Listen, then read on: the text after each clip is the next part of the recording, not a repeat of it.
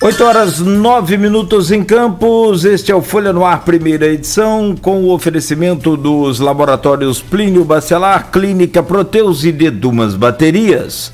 Nós estamos de volta e o assunto hoje é polêmico, é importante e, sobretudo, necessário. Recebemos com muito prazer a Odisseia Carvalho nesse programa e, conforme a gente falava no bloco anterior, fazendo a pergunta de abertura deste segundo bloco, eu pergunto a você, Odisseia, baseado até mesmo no que você comentava no bloco anterior sobre a questão dos empregos dos professores, que, né, graças a Deus, as escolas estão mantendo e aquela coisa toda.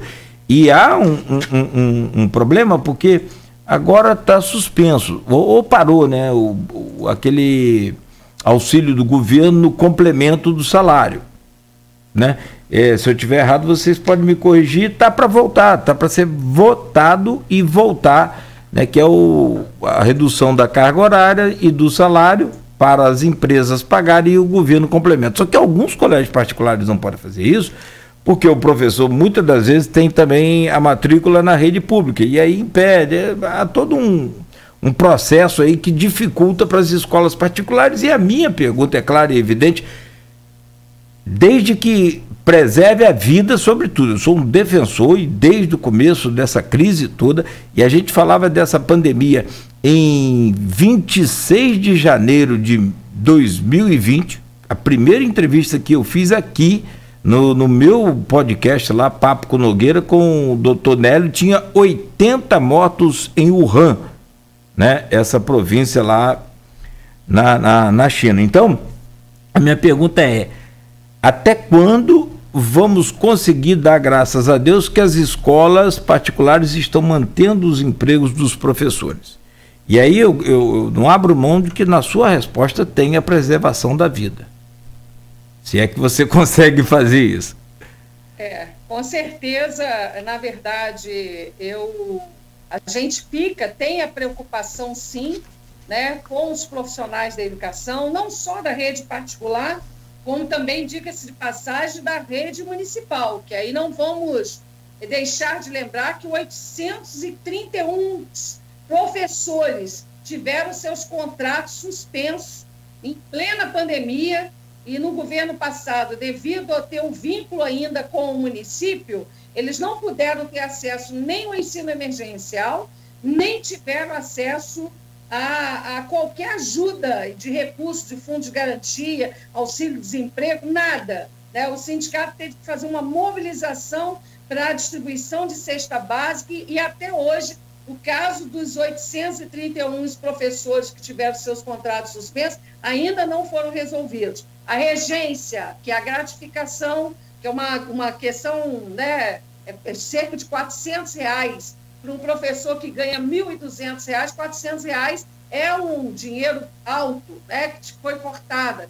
Gratificação para os professores de alfabetização. Então, tudo isso também a gente enfrentou na rede pública municipal. Bom, na rede particular, a gente sabe, entende do empenho, né, da preocupação em relação à questão dos empregos, né? Mas a partir do momento, claro que a gente sabe que as condições financeiras de quem estuda em escola particular e quem estuda em escola pública, como o Arnaldo estava conversando agora há pouco, são diferentes, né? O acesso à internet de quem estuda em escola pública, em particular, é muito maior. Então, a manutenção dos empregos também se contrapõe nesse sentido. Por quê? Porque os professores vão estar trabalhando também de forma remota com um quantitativo de alunos matriculados nas suas unidades escolares. Eu cito, por exemplo, o Alfa, que é uma escola que ele não perdeu aluno, o Alfa manteve os seus professores e estão no ensino remoto. Iniciaram este ano o ensino remoto, professores em dia, professores contratados e alunos mantidos. Então, vale muito também da política de gestão de cada unidade escolar. A gente não é que seja a melhor maravilha do mundo, sabemos os problemas que tem as escolas menores, né? Até de estar lidando com essa situação, mas aí eu reafirmo, a questão principal é a vida dos profissionais da educação. Eu tenho experiência de neto que estuda em escola pública e neto que estuda em escola particular. E aí eu reafirmo, em hipótese nenhuma, nem o que estuda na escola particular, nem o que estuda na escola pública voltarão às escolas até que essa questão seja sanada, minimamente os profissionais da educação sejam vacinados, né? Que nós estamos, eu estou entendendo, pelo que está aí sendo nos estudos feitos, nós já estamos numa terceira onda da Covid sem ter saído da primeira, que é isso que está acontecendo. Estamos numa terceira e mais letal e mais fatal, né? Porque essa variante do vírus nada mais é, e que pega em crianças e adolescentes, nada mais é devido à circulação do vírus, a não contenção através da vacinação em massa, né? Porque o Brasil é o segundo país ainda, né, em mortes. Olha o que aconteceu de ontem para hoje, 1.900 casos. Nós estávamos numa média de 1.200 casos por dia, já passamos para a média de 1.900 casos, né? E vamos fazer agora, no dia 16 de março, 1 ano de que a gente começou o isolamento social. Quer dizer, o Brasil não aprendeu, ainda não aprendeu, apesar dos nossos cientistas se desdobrarem, né, em relação e avisarem, mas, infelizmente, o governo federal achou que isso era uma gripezinha, achou que isso era banal, que isso não ia fazer acontecer nada com a população, é mimimi, é parar de chorar, né? Infelizmente, essa falta de responsabilidade e comprometimento com a vida humana. Então, nós precisamos, nesse momento, já pedimos isso ao secretário municipal de saúde, ao secretário municipal de educação, de que coloque os profissionais da educação como prioridade para vacinação. Já foi votado a nível federal, foi votado a nível estadual, a nível municipal a Câmara também aprovou. Então, que a gente possa, né, com esse protocolo que foi assinado, né, pelo prefeito aí na intenção de adquirir mais vacinas, que possa ser priorizado os profissionais da educação, porque a educação é essencial. Sem dúvida nenhuma, a educação é essencial. E a gente só vai retornar às aulas de forma segura se nós estivermos vacinados, né? Não só os profissionais da educação, como também os nossos alunos e alunas. E aí a gente tem que parar com esse discurso de que somos vagabundos, que não queremos trabalhar, queremos continuar de férias, queremos ficar recebendo sem fazer nada. Olha, quem trabalha no ensino remoto é exaustante, porque você ficar em frente a uma câmera, né, um celular, recebendo mensagens, e aí não tem hora, porque os alunos não têm hora, não, recebendo mensagens, perguntas, tendo que responder, tendo que dar as aulas, fazer os vídeos, expor, né, a sua imagem, expor o seu número privado. Isso não é fácil, né? Mas a gente sabe que isso é necessário neste momento para poder garantir a preservação da vida. Então, nós já tivemos casos em Manaus no ano passado que teimaram na reabertura das aulas. Olha o colapso que aconteceu em Manaus, de falta de oxigênio, mais de 800 pessoas pleiteando um leito, né, de UTI e não tem. São Paulo teimou em fazer a reabertura das aulas no dia 2 de fevereiro. Olha o índice de pessoas contaminadas, morrendo, mais de 500 escolas foram fechadas agora, quase 1.000 casos de contaminação. O Rio de Janeiro também suspendeu as aulas de forma de ensino híbrido. Então, essa é uma realidade, porque, e aí, não é falácia, né? O ensino, a gente consegue recuperar, né? Eu sei que é muito angustiante, por exemplo, eu tenho netos na idade de 6 anos, que é em plena alfabetização. É muito angustiante, porque a escola é esse espaço de troca, né? Troca de conhecimento, de afeto, né? De construção. Mas, neste momento, a vida é prioridade. A vida não vai se recuperar. O ensino se recupera, mas a vida não. Tem uma pergunta aqui no grupo, tem várias perguntas no grupo, uma delas sobre vacinação, você acabou já falando da Silvana Venâncio, né? Ela perguntando se ela afirma que não tem como voltar antes da vacinação e o que se luta para que os profissionais de educação possam ser prioridade. Você já acabou já respondendo aí quando você falou anteriormente. Só queria fazer um adendo quanto a isso, que infelizmente existe uma política nacional, né? Ou não sei se infelizmente ou felizmente, mas enfim, existe uma política nacional e que hoje, né, na fila o professor ainda não é prioridade, né? Está muito claro isso, que nessa fila hoje ainda não é. Sem contar que vacina está chegando a conta gota, a gente espera que com os novos contatos que o governo federal, enfim, resolveu fazer, isso possa avançar. Mas eu disse até a pergunta aqui do Marco, ele coloca o seguinte: como minimizar o grande prejuízo educacional da nossa juventude, principalmente da rede pública, né? Complementando agora o que você acabou de falar, inclusive dando exemplo do seu neto. Na verdade é isso, nós vamos ter que fazer todo um trabalho de recuperação dessa aprendizagem.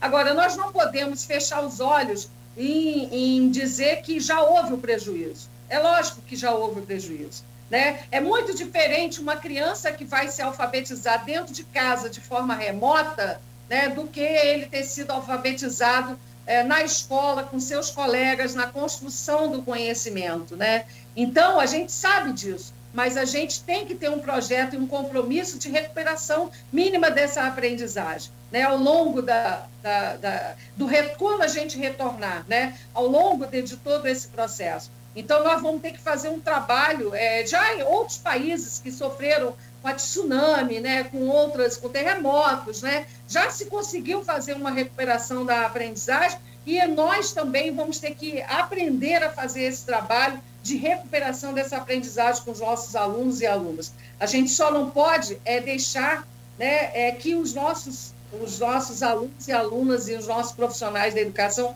morram, né? Só isso que a gente não pode, porque, como eu falei, vidas a gente não vai recuperar. O ensino-aprendizagem, a gente tem competência, sim, para recuperar.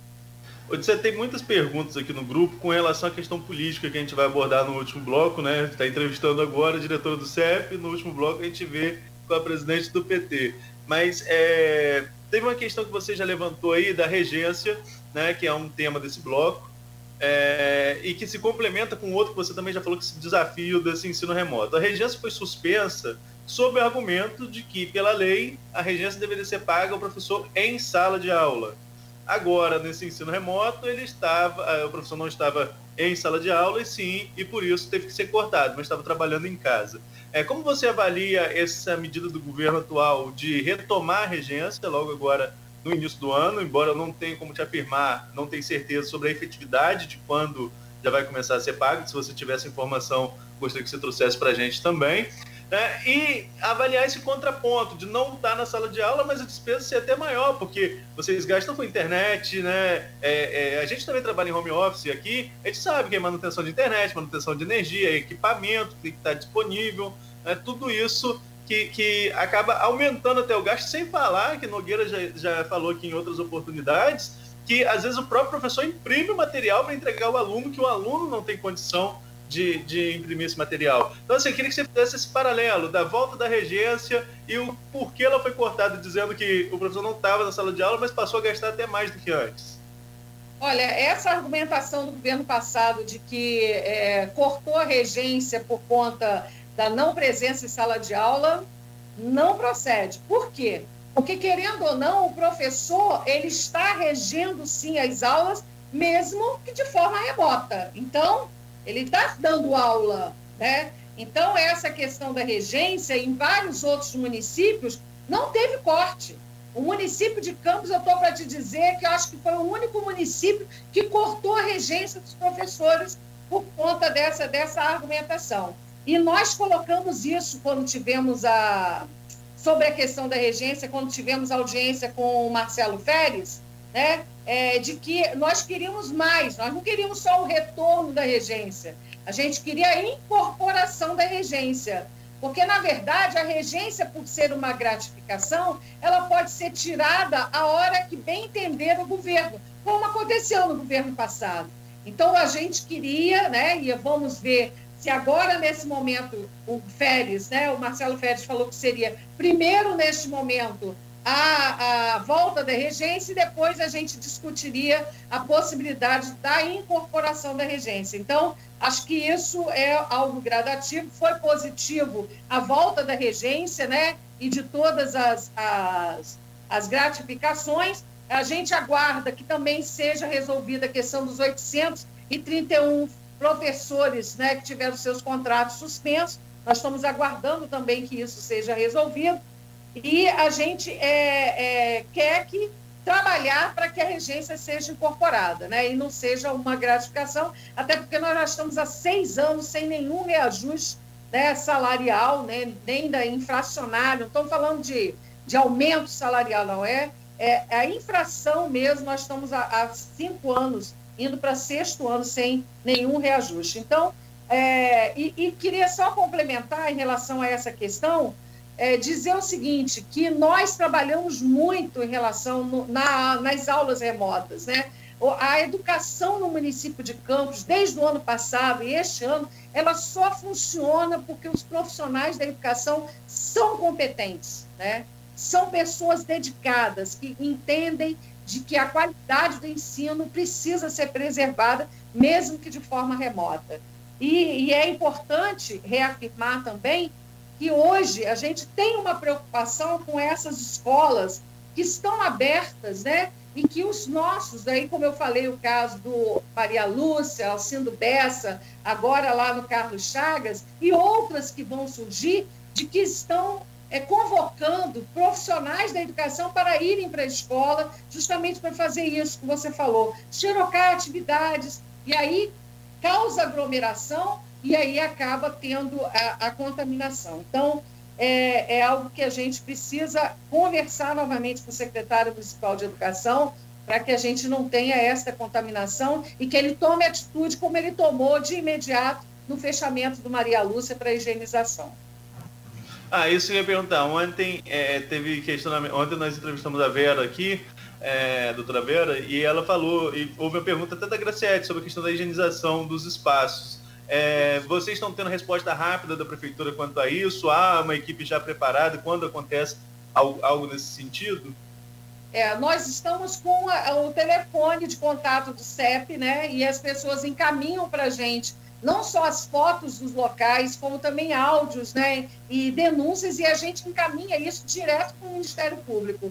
Porque o nosso acordo no Ministério Público, inclusive, foi esse, de que nós estaríamos fazendo o papel de fiscalização. Isso, estou falando de há um mês atrás, fiscalizarmos as escolas que iriam abrir e as que estão já funcionando de forma administrativa, vamos dizer assim.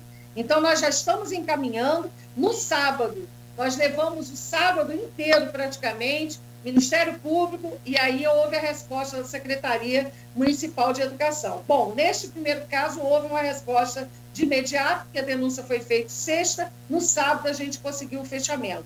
Das demais, nós estamos apresentando, né, as denúncias, né? Ontem mesmo eu estava falando com o Cláudio que eu recebi um áudio de uma professora com Covid, entendeu? E ela, assim, num estado lastimável, com o marido com Covid, tendo que cuidar do filho com Covid e a mãe entubada. Ou seja, porque ela adquiriu a Covid na escola onde ela trabalhava, no Carlos Chagas. Então, assim, desolador para a gente, né?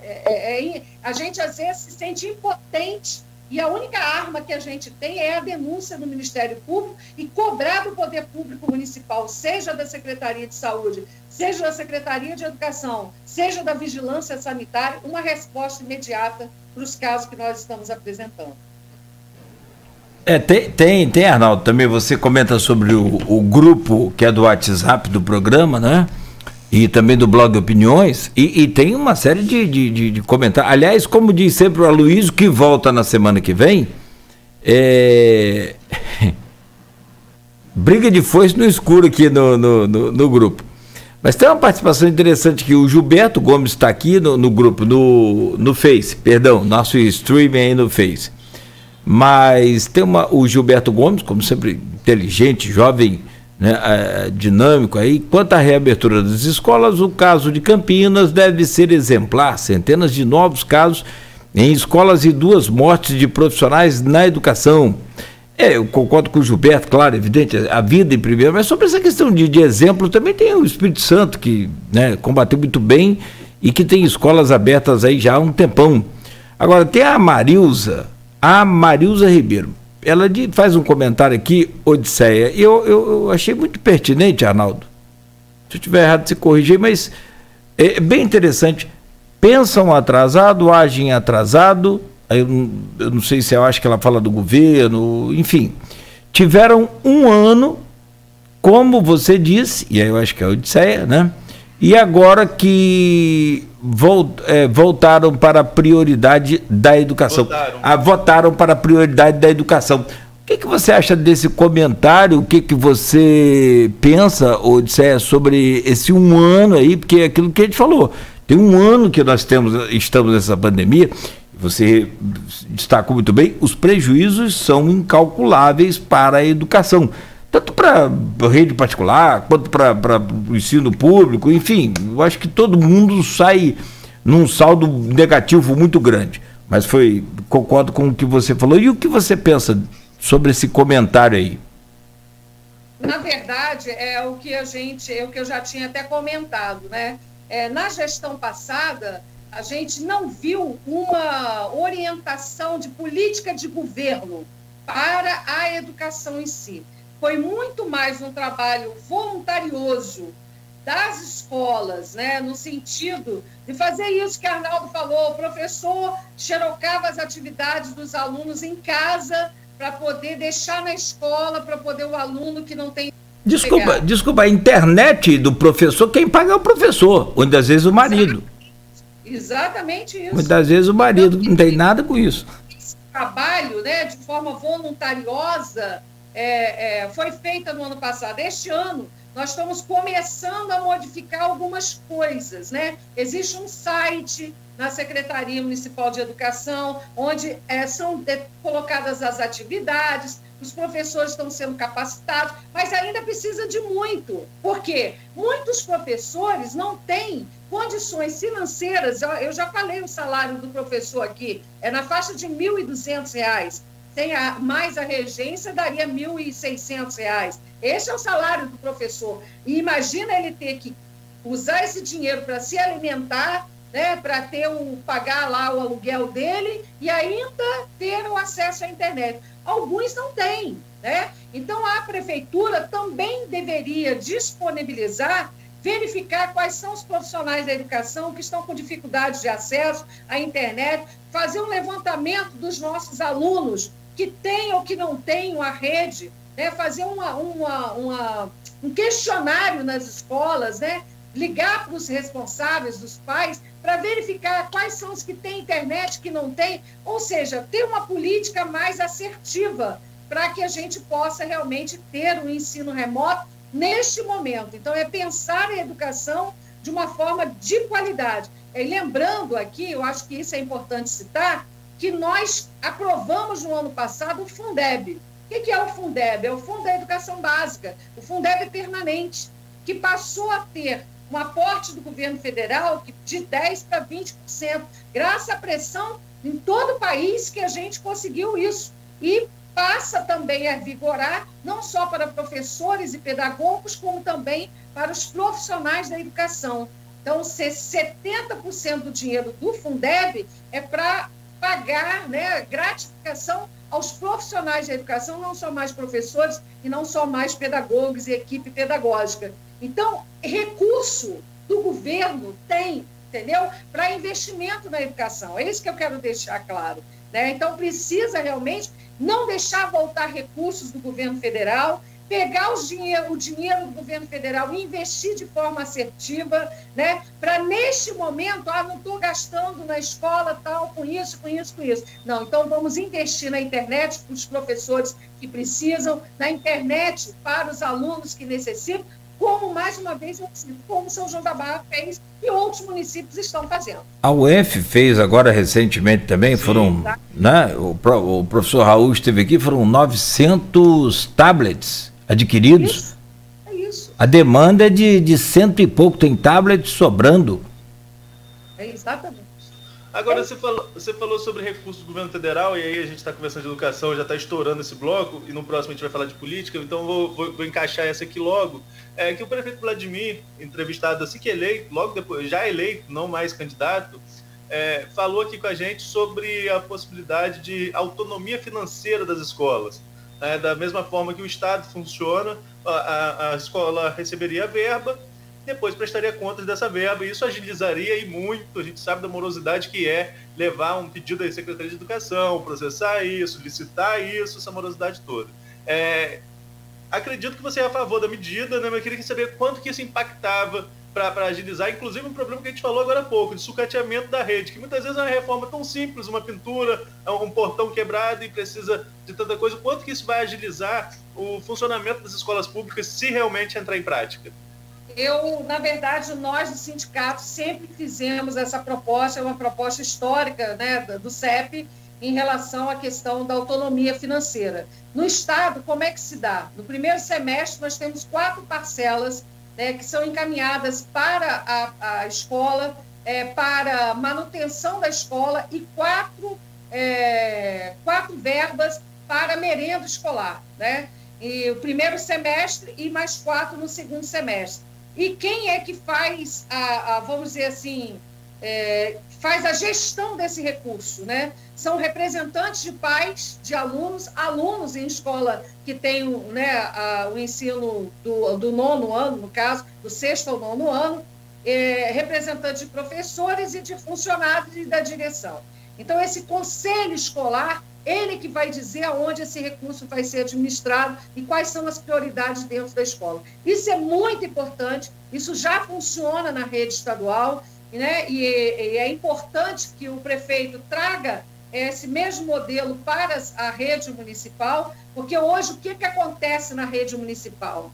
Acontece o seguinte, né? Como antes da pandemia, eu estou falando antes da pandemia, trouxe a merenda escolar, aí trouxe lá o macarrão, trouxe o arroz, o feijão, aí não teve tempero, não teve cebola, não teve alho, aí os professores faziam a vaquinha para tirar o dinheiro do bolso para complementar. Ou então só teve macarrão. Então nós vamos fazer a vaquinha para comprar o ovo, para comer o ovo com o macarrão. Então, quer dizer, são situações como estas que não vão acontecer mais, que existe uma verba específica da merenda que não vai estar na mão de terceirizados, né? E nem de firmas que vão estar fazendo a manutenção das escolas como existia antes. A ORC, por exemplo, era a firma que fazia essa manutenção. A escola vai ter, né, esse recurso e muitas das vezes pode até ter a opção de ter um trabalhador da comunidade, um pai de aluno que vai fazer algum serviço mais leve, vamos dizer assim, rápido, né, como a troca de uma porta, como a troca de uma lâmpada que queima. Antes a gente ficava horas, dias, né, esperando a firma chegar para fazer uma troca de uma lâmpada, por exemplo, né? E recursos para capinar a escola, por exemplo, que pode ser utilizado. Então, isso vai ser muito importante. Se isso se confirmar da autonomia financeira das escolas da rede municipal, já não tem, eu disse aí, o PDDE, desculpa, é o programa Dinheiro Direto na Escola. Inclusive tem escola aí com caixa bem alto, não todas, mas algumas.